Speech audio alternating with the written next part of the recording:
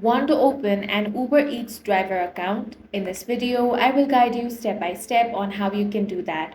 First of all, open the Uber Eats app on your phone or head over to the Uber Eats website. Now head over to the earn by driving or delivery option. You will have to log into your account here. Tap continue and choose to sign up using your phone number, Google, Apple or email. Enter your phone number, first name, last name, then tap next to proceed.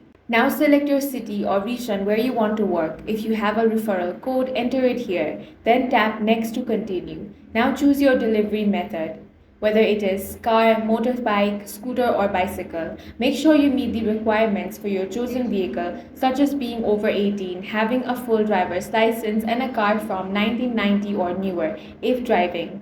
Agree to terms, then follow the on-screen prompts to upload the necessary documents and you'll be ready to start delivering and earning with Uber Eats. That's all for this video. If you found it useful, make sure to hit the like button and subscribe for more videos like this.